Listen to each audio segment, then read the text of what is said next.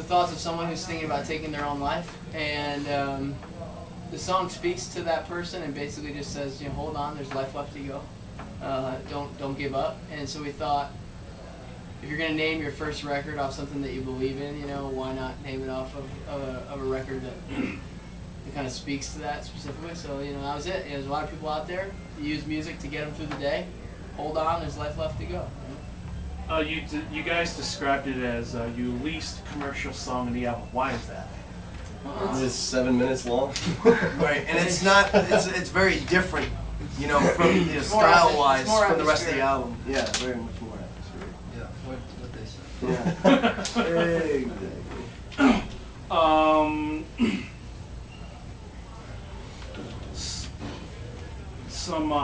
Some music questions. Like, what kind of genre would you put you guys selves on? Heavy metal and polka, kind of a mix.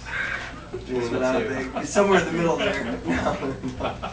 I would say just, you know, like Power pop. pop rock, power pop, yeah. Posh Spice. Show hands. Posh Spice. Let's see if you guys can answer this. This is the question we ask every single person we put on musictone.com. It's the hot seat. Peanut butter. What is it? What is it? What is your philosophy on music? Philosophy of music. Don't, you know. Philosophy What on is it music. for? No, you said this one. I've heard you What answer this is question music? before. Like, we're not trying to rewrite the wheel. I mean, like, what is your, you know, I guess I can ask, you know, all Reinvent- of you four reinvent the individually, Just- what is your philosophy? You know, I think the overall, the nutshell of the band is to make music that relates to people. You know, that if someone's going through something in their life, that they can have a song that can help them express that emotion and go through that emotion and then come out of it on the other side better than when they started. I think that's probably the nutshell version of what we try to do with our music. You know, it's not to like vomit our own personal crap on people. It's to give people an outlet to take care of their own. all right. So, I mean, there are a lot of, you know, bands out there, power pop bands. So, what makes you guys different from, you know, the rest of the bands that have come out? I think what he just said is kind of, it's kind of, as far as lyrically goes, is like there's always, you know, maybe at the beginning of the song there's a problem where a lot of songs sticks with the problem and ends angry. A lot of times you'll notice in the bridge of our song there's a change to a kind of a hopeful ending that says, you know, you can get through this, or I'm going to overcome this in some way. That's one way to. In that face, I mean, look at it. No, I think it's. That's lyric. I think it's music-wise. obviously like the thing that sets a band apart.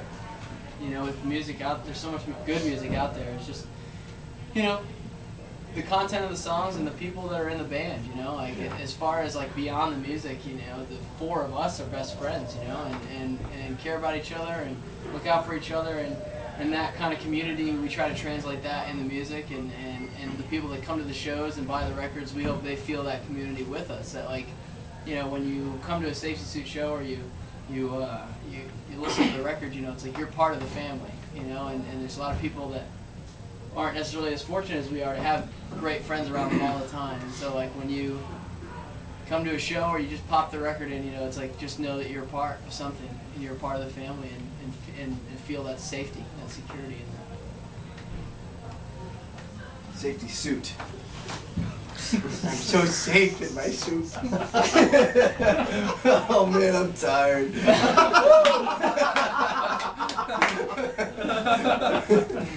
Last day in the tour. Yeah, exactly.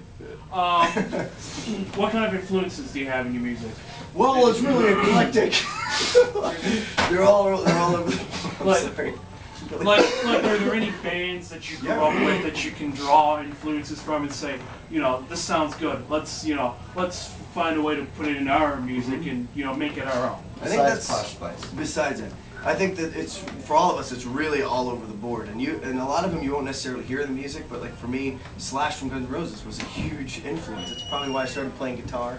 You know, I won't speak for the other guys, but also symphonies from movie soundtracks, like the other opposite end of the spectrum when I'm writing guitar parts, that has influenced a lot.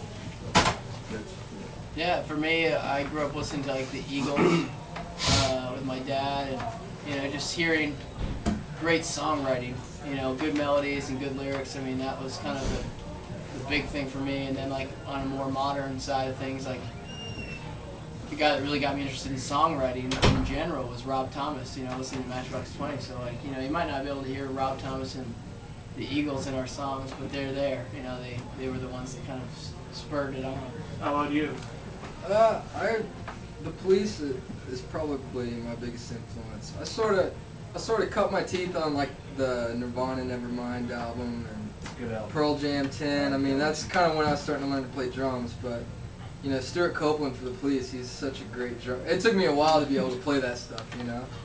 But I'd say, yeah, probably the Police and Sting are my biggest influence. And you? Kind of a little bit of everything. I listened to a lot of jazz growing up in junior high and high school, and played big band jazz in high school, and so it kind of comes some from there. I love listening to really like tasteful bass players, like bass player for John Mayer and guys like Victor Wooten and stuff like that. So you got all you four different. They're very different. Very, Exactly. very diverse. Yeah. And that's what kind of made when everybody Which is comes why our together. music sucks so much. Right. Yeah, we can't. because it's all over the place. We can't focus anything. No, you're great. No, Yeah, it's you guys good. are No, great. it's You good. guys are good. Last two questions. What bands would you like to tour with? I mean, the ultimate tour. If you had to build your ultimate tour, That's you know, a very tour. easy question You too. to answer. Yeah, U2 and Coldplay. U2 and probably. Coldplay. I know that's sort of I just cliche. don't know which one of them would open. Right, yeah, exactly. I'd probably make them flip a coin, but yeah, that would probably. That would be pretty cool. Yeah. That would be amazing. to meet Two or Chris three with Bono. you two and Oh my gosh, yeah. We'd love it. It'd be a dream come true. We're already really good friends with them. They just don't know yet. Right. BFF. This is true. The last question is where do you see you guys? Where do you see you guys in 5, 10 years from now? Good Where do question. you see yourself in the future? I mean, we just hope to, you know, to be still creating great music, you know, and playing it for people, and just kind of expanding that family we were talking about, you know, just growing it and playing, you know, we've hit every part of the country, you know, but we'll continue to do that, and then continue to go out throughout the rest of the world and just play music and make people feel better than when they started. That would be a good thing if we did that. Probably build some orphanages along the way. Yeah. Build an The orphanage. important stuff. Oh yeah, I forgot one more thing. Sure. When the music video for Someone Like You showed up on VH1 and MTV, what was your reaction? Did you guys feel, Surreal. oh my God, we made it? Well, Single it was. Yeah. Single tier.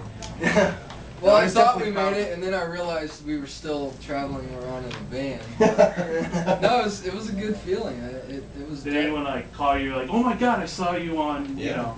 Yeah, I mean, I think out of all of our close friends, I think my wife was the first to see it. She's a teacher, school teacher, and she saw it that morning, and she called me. She was crying and just excited, you know, because I mean, even though it's like the four of us here, you know, we have families around it, and they're a part of it, so it's, you know, It's their success it's as their well. yeah, it's their dream too, you know. So it was really cool.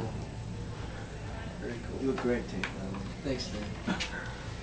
Well, I guess Awesome. that's it. You guys are officially off the hot seat. Thank you Thank very you. much. Music Thank you. phone. Thank you so much for your Thank time. you.